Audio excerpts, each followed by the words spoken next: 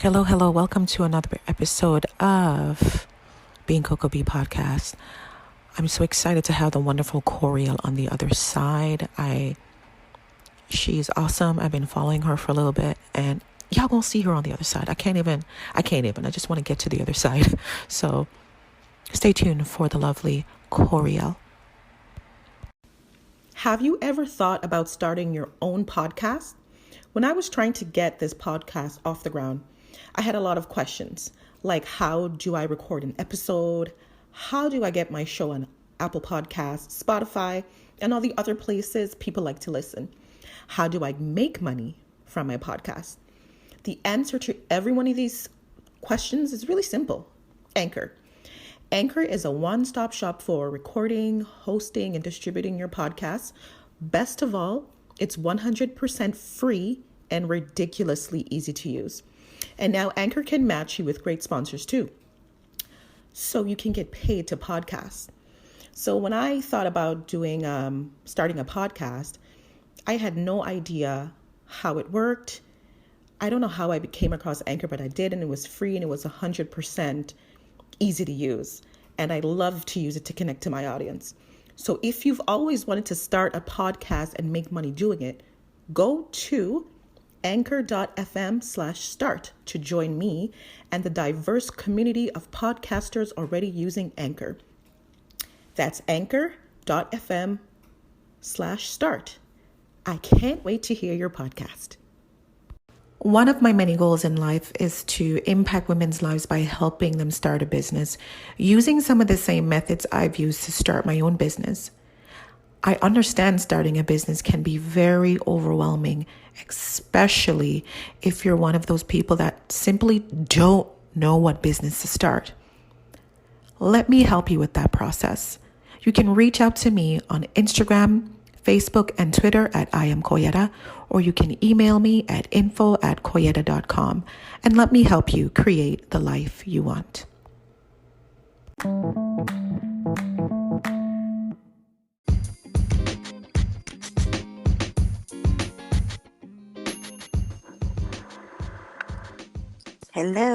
Hello, Miss Coriel. Hello. Hey, Hello. So how are you? I'm good. How are you? I'm well, thank you. I know you are super busy, so I'm so excited to have you on this afternoon. Thank you for having me. There's some weird construction going on above or below me. Can you hear that noise? I actually don't hear anything. So that's Okay, good perfect. Okay, perfect. Let me say I'm fangirling right now to have you on. Thank you. You are very welcome. I've been following you, and you are busy. You are having things happen. work, play. I'm sorry, I can't talk right now. Work, pray, slay. Yes. Busy at the beach. Yes. Podcasting. Yep. Work magazine. Mm-hmm. The single wife. How do you keep it all together? So luckily, I've been able to create multiple streams of income that are all not similar, but they're all within alignment in that they all pretty much serve the same type of woman. So because I do the podcast on a weekly basis, I do the getaways on a quarterly basis, I do the conference on an annual basis, it's not always running in conjunction. So I'm able to kind of schedule things and plan things out so that I can plan based on priority or execute based on priority. So every day of the week, I'm not working on every single thing. Right. So prioritizing definitely helps me to manage everything. Because you have got a lot going on. I do. And you were also recording in Shanghai, China the other day. I was just listening to that podcast. Yes. And I was like, you were like preaching. Thank you. Okay, so let's start from the beginning. Okay.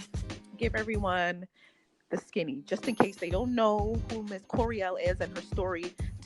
Take us from the top. Okay, so I am Coriel. I started out my career as a classroom teacher. I taught 2nd and 3rd grade. I loved my babies, but the one thing that I didn't love was the fact that I was not in control of my income. And so I was one of those people who knew I was going to be a teacher. Like since I was a little girl, I just knew that is what I wanted to do. Awesome. And when I got into it, I loved it. I loved the kids. kids, but I did not appreciate not being paid what I was worth, and not only not being paid what I was worth, but also realizing that my pay was really determined by someone, not just outside of myself, not just outside of the school, but someone who literally was just looking at me like a number. And so to think that I could work day in and day out, show up early, stay late, go above and beyond, have the highest test scores, have all these parents requesting me, like to think that I could do all of that and still make to the penny the same dollar amount that, you know, the superintendent or the school board decided that I deserved, that just didn't sit well with me. And so I didn't even make it through the first year without realizing that God had to have something more for me than just that. And so a couple years in, I taught for 4 years, ended up getting engaged, was an abusive relationship. And when that relationship ended, I honestly just was like so ashamed. I wanted to just run away. And so I literally gave up my teaching contract here in Atlanta and got a contract to teach overseas in Abu Dhabi. And probably maybe 2-3 weeks before I was supposed to go, I really had to get real with myself about my motives, like what I was really trying to accomplish by leaving the country to go teach, because I knew I didn't even want to teach anymore. So I really had to, you know, just get real about the fact that I was willing to sell all my stuff, rent out my condo, get rid of all of this stuff. And really at the root was fear. It was shame. It was me trying to run away. But, you know, as far as I ran, I was still eventually going to have to come back. And so I decided not to go. And that kind of break between contracts and between teaching jobs really gave me the opportunity to figure out what I really wanted to do, how I really wanted to use my time, and how I really wanted to be able to serve other people. And so there's a lot that happened between then and now, but that was kind of the launching pad that allowed me the opportunity to figure out what I really truly was being called to do, instead of just feeling like I had to teach because that's what my degrees were in. And so long story short, I am an author, a 2-time author. I'm a serial entrepreneur, and I managed to turn that $32,000 teaching salary into a 6-figure brand.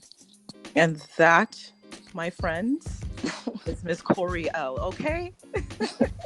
That is an amazing story. I love that, because you're also still teaching in what you do now. So you didn't lose that component. Absolutely. I just remixed it.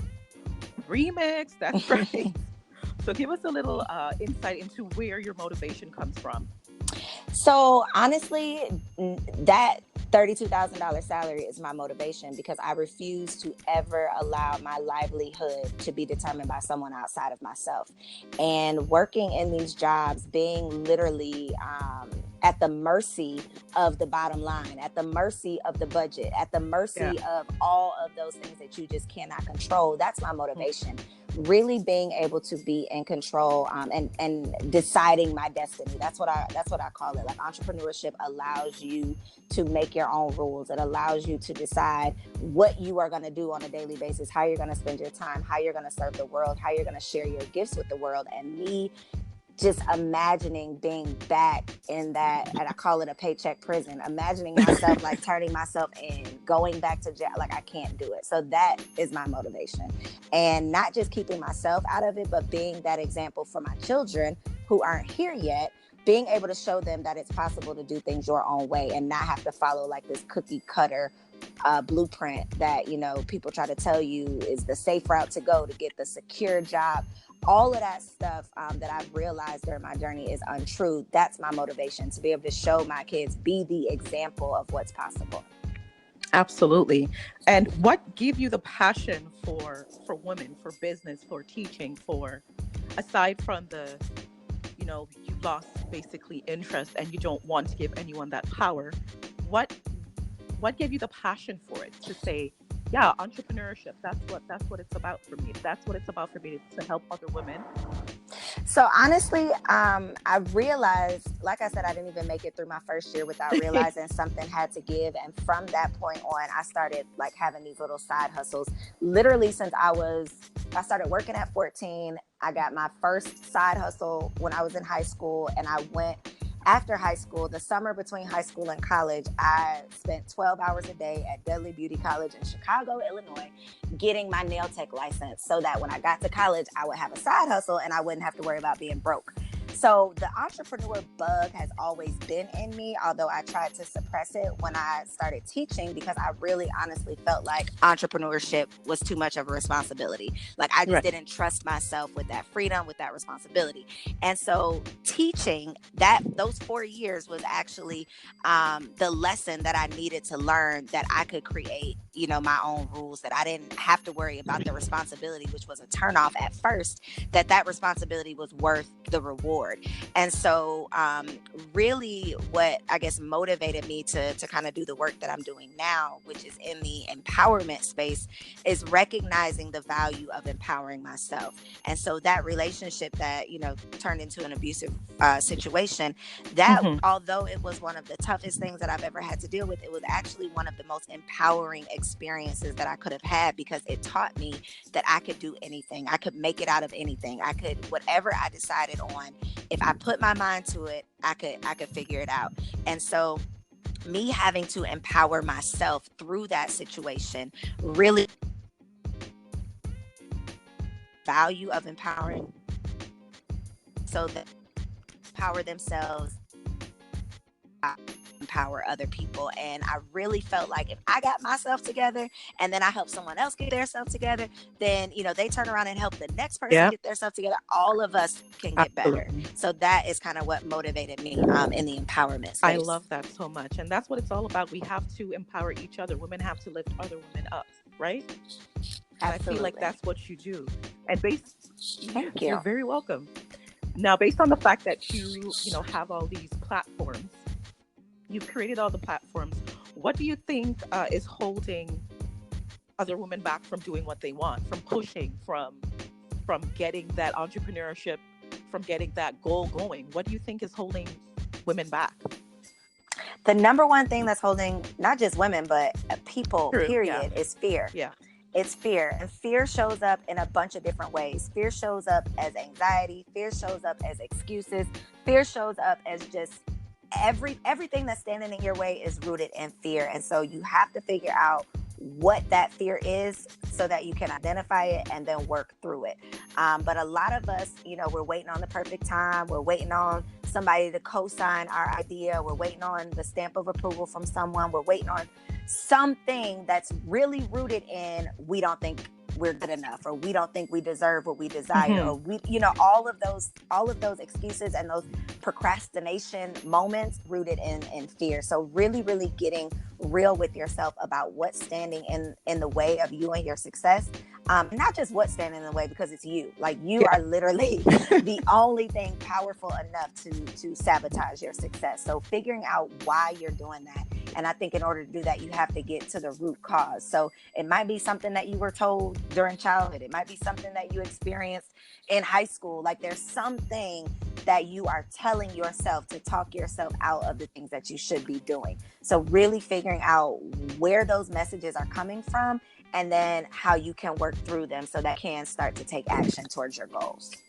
And how did you check yourself through that process? Because everything that we do, every move we make, if we want to elevate, that requires a gut check. So what did you do to get yourself to that level? It was, again, I don't want to be repetitive, but it all comes back to that relationship, because being engaged, and literally I wasn't just engaged like, okay, I'm engaged. I had the dress, the venue was paid for, we had done the engagement shoot, we had an engagement dinner, like down to everything was paid for and planned out. So I was engaged. So that was such a blow to my ego. It was such a blow to my pride. It was such a blow that it was like traumatic for me to think that I had did all of this stuff only to fail. Like I had built myself up only to go back and tell everybody, okay, no, there's no way it's not happening. It's so that was the check. Like that's how I checked myself, because I really had to figure out, how did I end up, like where did I go wrong? How did I end up with this person? How did I end up accepting this treatment? How did I end up lowering my standards? Like that was the situation that really made me look at myself. Like, yeah, you look good on paper. Yeah, you just got your master's degree. Yeah, you just bought your first piece of property. Yeah, you got it together on the outside, but something internally is messed up if you are willing to not only accept this foolishness, but you did something to attract this into your Right. life. So Yeah. really figuring out what I was putting out in order to attract what I had experienced, that was the situation that made me check myself. And literally from what I ate to how I dressed to how I spoke to myself and about myself, all of those things had to change in order for me to really get to the place where I'm at now. So that was the situation that was like the slap in the face that really made me stop and figure out what I needed to do to make my next move my best move. Absolutely. So there is an internal evaluation that has to go on. Absolutely. Now, yeah. So during these processes, because, you've been through a lot, who did you turn to help you through? What did you turn to? Was there a scripture, a mantra? What got you through? You know what? I can't say that there was just one like thing or resource or person, but overall, what got me through is changing my mind, changing my mindset, changing the way that I processed information, changing the way that I communicated with people, changing the way that I allow people to treat me, changing my surroundings, like really, really understanding that if my mindset didn't change, if my actions didn't align with the things that I said that I wanted, then nothing was going to happen. Like I could wish, I could hope, I could dream, I could make vision boards all day long. But if I did not change my mind to the point where I was going to change my actions to follow, then nothing else was going to matter. So really, really reading those books, going to therapy, like watching inspirational videos, listening to sermons, like all of those, the things that it took to really, really start to work on my mind. It was like a culmination of a lot of different things. But the number one thing that had to change was the mindset. Absolutely. And I love that you mentioned therapy, because sometimes, the Black we don't want to community, admit it. We don't want to, right? Therapy who? Like you don't want to admit it, and then we think we got to be crazy. Exactly. But it has nothing to do with crazy. It's just a step you have to go through. It's from going crazy. There we go. She said it, people. Absolutely. And we gotta put more value there because it's really important. Absolutely. And it's nothing that you should be ashamed of. Like I think it shows so much strength to be able to admit that you need help, to be able to admit that you are going through something that you need an opinion outside of yourself, because the mindset that got you into that situation is not going to be able to get you out of it. So being able to admit that, you need someone else, like being vulnerable, I think is a sign of strength. Absolutely. I completely agree with that. Now, listening to your Dare to Dream episode, which was lovely, you have it's like you're speaking and you're like preaching at the same time. You feel so motivated. That's so funny. You're like the fifth person that's told me that. And I'm like, okay, guy, you trying to tell me something? Well, maybe he is, because when I listen to you, I listen to your podcast, I listen to your live, especially the one you did yesterday. And I was like, oh my goodness, she has this ability to make you want to get up off the couch. I love it. I love that so much. And one of the things that stuck out to me in the Dare to Dream episode was when you said simply going with your gut. You simply went with your gut to do what you're doing now. That's amazing. Yep. Yes, ma'am. You have to. And that's one of my biggest intentions for 2019 is to get back to what God is calling me to. I think that when you start to reach like not a certain level of success, but any level of success, and then other people want to partner with you, other people want to work with you, other people have all of these pitches and ideas, you can get lost in the sauce and end up getting away from the thing that you were actually set out to do, like getting away from the original vision and the mission that you had. So going with your gut, which is God, like your gut is your God. That is, the answers that you need, that's the directions you need, like everything is within your gut. So really getting clear about what you are being called to do definitely is a crucial part of, pursuing your purpose and going after your dreams. Absolutely. Can you go over the DARE principles for our audience, just in case? Oh man, what? Listen, so I wrote everything down. I'm not even gonna lie. You're going to have to go through them because I did that episode so long ago. I can't even tell you what those principles are right now. You're going to have to help me out. All right, I got it. Okay, so D, dedicate your life to your dreams. Yes. So this is literally, I'm always talking about the work with an E. The work with an E is the effort and the energy that you dedicate to your own dreams versus the work with an O, which is what you do for other people. So dedicating your life to your dreams is really, truly about you determining what it is that you want, and then you being so laser focused that every action, every thought, every conversation, everything that you do is aligned.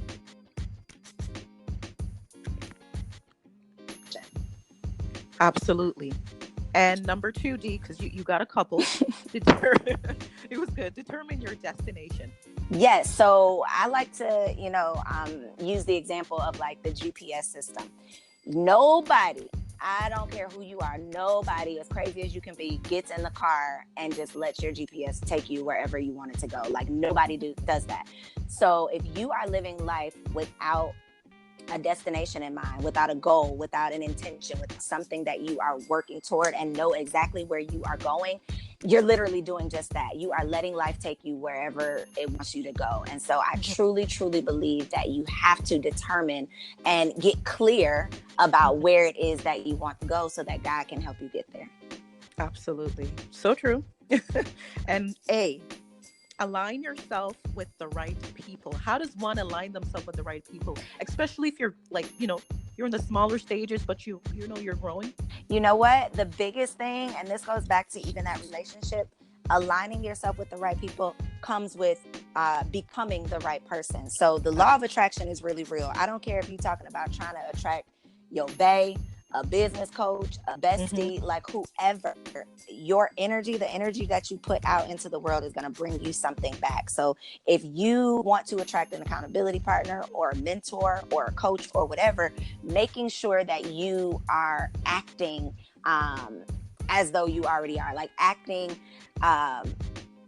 projecting what you need to so that you can attract those things. So if you know you want to attract let's just say a man, for example, because that's easy for women to wrap their mind around. If you want like this professional man that's trustworthy, he's financially responsible, he's career oriented, you have to make sure that you are those same things, because like attracts like. So if you say you want those things, but then you're lazy, you have no work ethic, your account is always overdrawn, you got a 400 credit score because you're irresponsible, like you are not going to attract the things that you want if you are not those things. So that is my biggest piece of advice, is instead of like going to a million networking events, getting on all these dating apps, doing all of these things to just meet people, that's how you end up meeting the wrong people. So really, really spend your time, instead of doing those things, spend your time becoming the right person so that you can connect with the right people.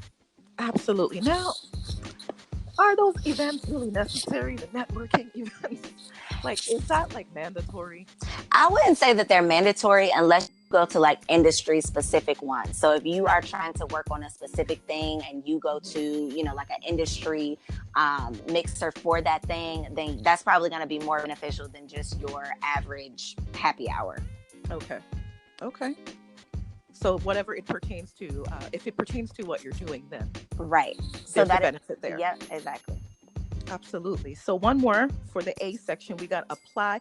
I think you said examine your gifts and skills and then apply your talents. Yes. So really, really getting real about what you're bringing to the table. I do monetization coaching for millennials. And one thing that these women are telling me is that they don't have any money, that they don't have any money. They don't know what kind of business they want to start. Like they are just mad, sad, and frustrated.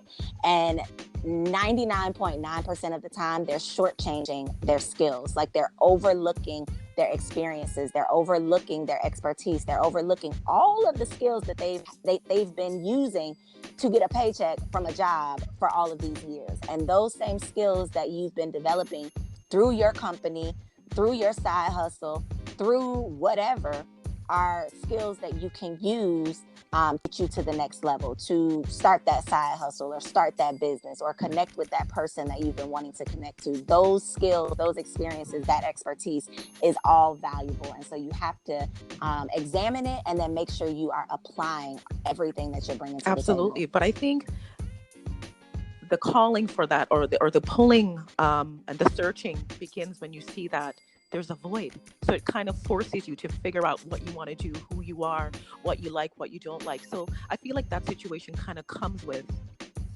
like when you lose everything, then you got to start from scratch. Is that an accurate depiction, you think, for you and for the women that you see?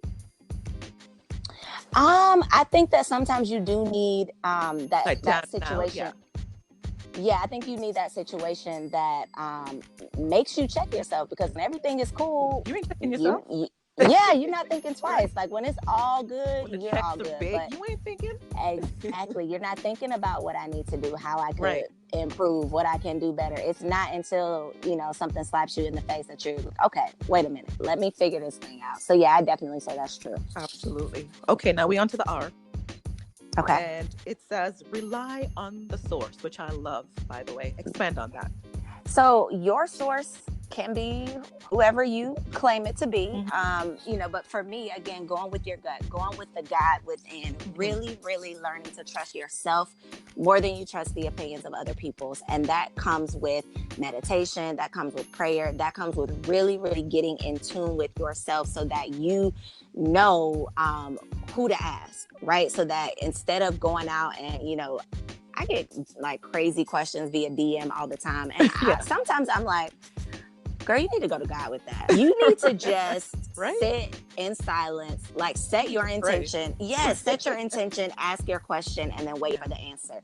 But there's so much power in doing that. And the more you do it, the more you use it and the more you do it, the stronger and the more confident you'll become in that source and in tapping into that power. Is it fair to say that in your DMs and in your emails, there's a lot of yearning, a lot of searching for self and what makes one happy? Is it fair to say? Absolutely. On a daily basis. So many people are searching for answers outside of themselves when they could just get quiet and, the answers will literally appear. Sometimes I ask a question and it might not be like go into meditation about something and then I'll read so we'll pop the radio will say happen to mention it, like you will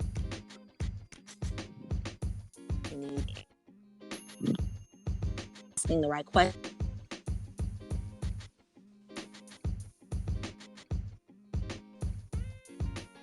Hello, Coriel. I did. Did I you lost lose me for a second, but I'm glad you. Oh, okay. I'm back. I'm sorry. Just try to keep as still as possible. Oh, is that what's happening? I don't know. Is it because I'm moving? So. Okay. I'm sitting still. Yes, you're right. Sometimes you do get the answers when you search, when you sit still, when you're quiet. When I understand. I totally agree with that. And the next R you said is to recognize your own greatness. Absolutely. And that goes back to knowing your skills, knowing your strengths, knowing what you're bringing to the table. Because a lot of times we approach situations like we are lacking something, like we are less than. When if you just sat down, like sometimes you have to slide your credentials across the table and remind them. Okay. Like you got to remind people who you are. Once in a while. Absolutely. Every once in a while. And sometimes it's not even sliding it across the table. Sometimes it's for yourself. Sometimes you have to remind yourself. And so literally pull out your resume, pull out your bio, go to your website, read that about page, like whatever you have to do to remind yourself of your greatness so that you aren't approaching life like you are lacking something. You got to be willing to do that, whether it's on a weekly basis, a daily basis. You are having a bad day and you got to do it on an hourly basis. Like you have to remember who you are. Absolutely. And refuel your faith, which is the third R. Yes, so refueling your faith on a like daily basis, and that can come through reading, that can come through listening to a good word, that can come through having a conversation. You know, sometimes refueling your faith comes from just hearing somebody else's testimony or hearing Absolutely. Yeah. you know, someone else's story. So whatever works for you, whether you like listening to podcasts or you like reading books or you like watching inspirational videos, you have to keep yourself full of faith on a daily basis. Absolutely. Faith is the substance of things hoped for. Yes, ma'am. All right. Okay. Now we on to the E of the DARE acronym. And you said to educate yourself. So expand on that. It's pretty self-explanatory, but Educating yourself often. I believe if you want to live a life that you love, you have to become a lifelong learner. You have to continue to open yourself up to new perspectives. Reading a book like, and yeah. I'm because you can develop a new perspective on things. Just hearing the stories of other people, I think is it's priceless. And so being willing to invest through education again on a daily basis. This doesn't mean the class every day, but if you got to log on to YouTube University on a daily basis to watch just a quick tutorial to learn something new, like the more you learn, the more you will earn. Absolutely. Evaluate what works. Yes. So a lot of us are just continuing to do the same things because we've been doing them. So really, and the end of the year is a great time to sit down and do a SWOT analysis, or to really sit down and, you know, just make a simple, I call it like a selfie check.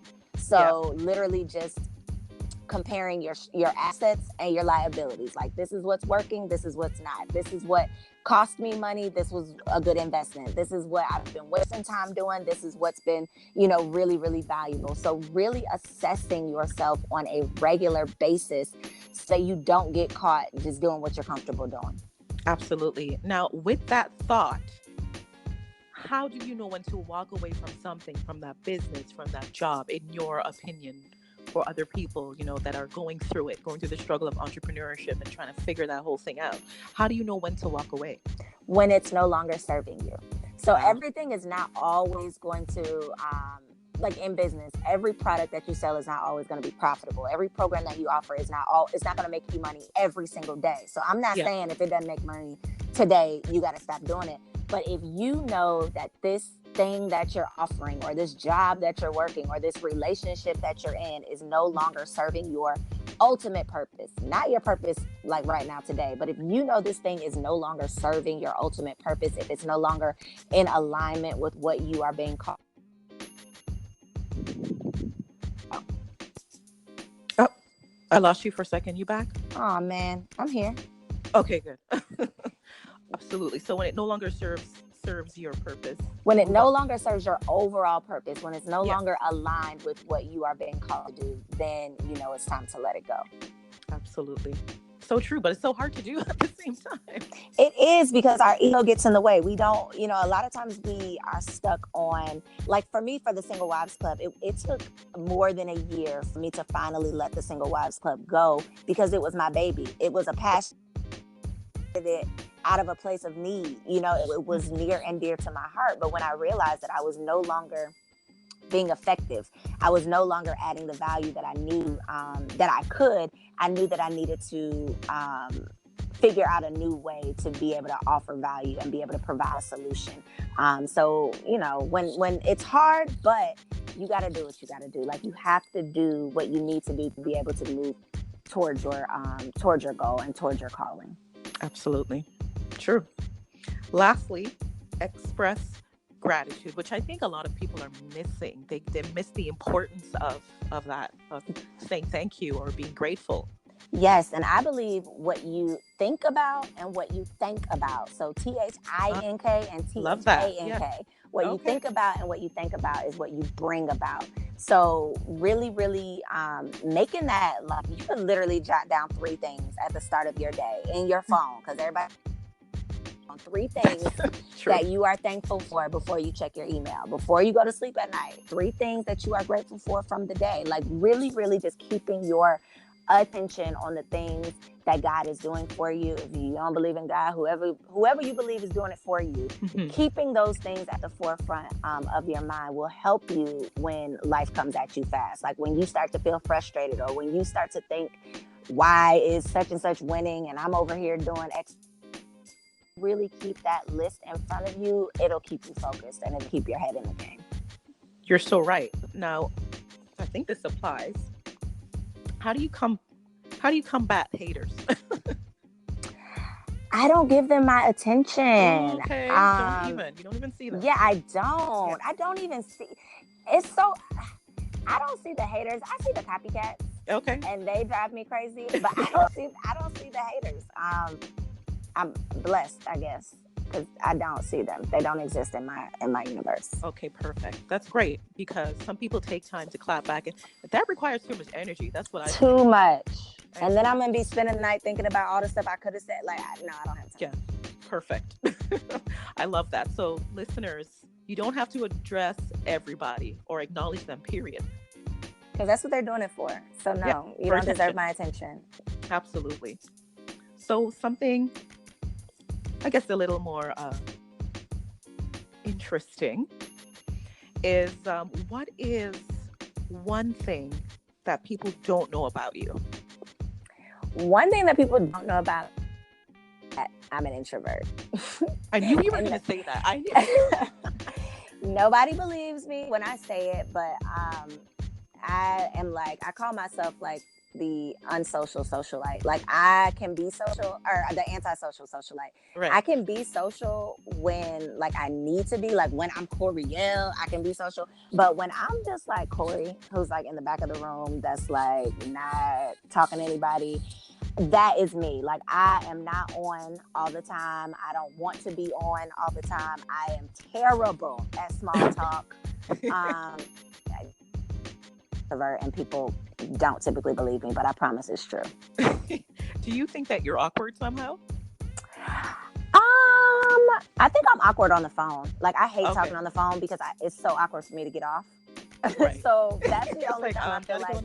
Yeah, that's the only time that I feel awkward, but not typically in life. Okay, because it does not come, like the introvert, it doesn't come off, but it doesn't surprise me, because I feel like a lot of introverts or shy people they're really pushing through that to become. Yep. And that's what, like, it literally ain't nothing to it but to it. Like, you have to just do it. Preaching to the choir. Preaching to the choir. Now let's backtrack. Tell everyone what's going on with work, pray, slay. You said it slow so that you didn't say play, right? So many people do. So many people get going really fast and then they're like, work, play, slay. No, I slowed it down. Yes, you did. I appreciate that. So Work, Pray, Slay Weekend is a 4-day empowerment experience for women. You have something coming up, right? Yes. Well, okay. I got tons of stuff coming up. So tell us about everything. Okay, so Work, Pray, Slay is a 4-day experience for women who are ready to win. Not just for entrepreneurial women, but it's for career women. You might be a stay-at-home mom, single, married, like no matter who you are, where you are, we literally have women who travel from around the world to be here at Work, Pray, Slay, because it is an opportunity for you to connect, to collaborate, and to share a space with like-spirited women who want nothing more than to see you win. And so it's 4 days of interactive workshops, panel conversations, expert trainings. We do an awards celebration. We get VIP lunch. We do all of these amazing experiences that are meant to celebrate hardworking women and help you in your journey of getting to work. And again, that work is dedicating your life to your dreams. So Slay is an annual. We just wrapped up our 6th annual. We are presenting the 7th annual right here in Atlanta. Going strong. Yes, going strong. Yeah. October 31st through November 3rd, 2019. So definitely make sure you are stalking Work, Pray, Slay on Instagram. I'm stalking currently. Tickets will be going on sale soon. I'm gearing up for my first Busy at the Beach of 2019. And so Busy at the Beach is my quarterly getting women, where I'm literally taking boss babes from around the country to my favorite beaches around the world. So a fun in the sun experience for working women. Next year, we're going to Cabo in January, Jamaica in April, Cancun in August, and then my first ever couples getaway is going to be in Aruba in November. So super excited about Busy at the Beach. I just launched Work Mag, which is a lifestyle publication that spotlights and celebrates hardworking women. Yep. So we have quarterly issues that are coming out. The next one is dropping in January. So always excited to be able to present an opportunity or a platform to expose hardworking women. So women who are just not getting the views or the likes or the exposure that I feel like and my team feels like they deserve. You'll be able to read about them in an upcoming issue of Work Mag. What else do I have going on? I talked about, the podcast, of course. I have some amazing guests coming up for 2019. So my podcast, Confessions of a Workaholic. I share the untold success secrets of fearless female entrepreneurs who are obsessed with success. And I release new of a Workaholic is always exciting, in my opinion. Yeah. And that's pretty much it. On a daily basis, I'm working with women through the Get Money Gang coaching program, which is where I provide monetization strategies so that you can create more wealth with less work. Can women really have it all? What do you think? Absolutely. And I'm working toward it on a daily basis. I have said since the beginning of time, even when I was doing the Single Wives Club, I need some honey to go with my money. I've been saying that forever. Like, nobody wants to amass all of this wealth and have all of these accolades and all of these degrees and awards up on the wall, and you're in a house by yourself. That is not my goal. And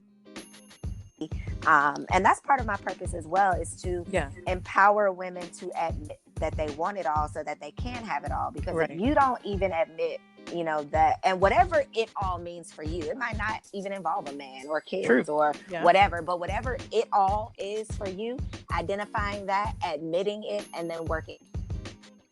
Anything that you want is possible. You heard it straight from Coriel's mouth, everybody. Booked, busy, and blessed. We're going to sum it up that way. Coriel, thank you so much for taking the time to speak with me. How can we contact you? How can we reach you? So I am at Coriel on all social networks and Coriel.com on the World Wide Web. Mm-hmm. No Instagram, no Twitter, no Facebook, anything? Yep, I'm Coriel everywhere. So just my first name, Coriel. And then, of course, Workplace Lay. You can find us on Instagram at Workplace Lay. And then Busy at the Beach on Instagram at Busy at the Beach. Awesome. Thank you so much for taking the time to speak with me today. You have definitely blessed the audience with your inspiring story and with the DARE acronym. I love that so much. Thank you.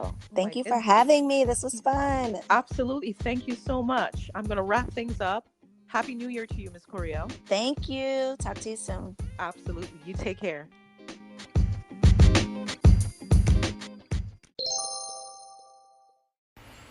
Imagine being able to create your own schedule. Be free from the traffic world of the 9-to-5 land. Imagine waking up and spending more time with your family. Imagine being able to start your business with little to no experience. Imagine being able to have all the resources you need to help you with that process. Well, if this is something you want for yourself, your imagination can become your reality. Reach out to me at I am Koyeda on Instagram, Facebook, and Twitter. And you can also email me at info@koyeda.com. And let's turn that dream into your reality. Your business is closer than you think.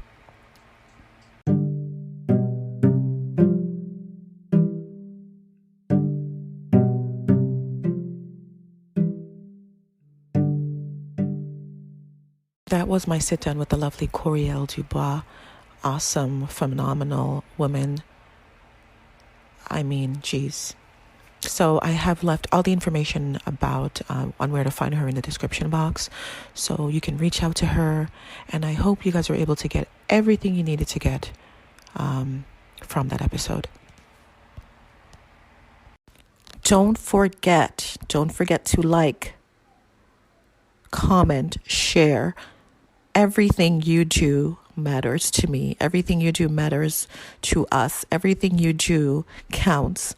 And so those things really keep this podcast going. So thank you all again and enjoy the rest of your day. Until next time.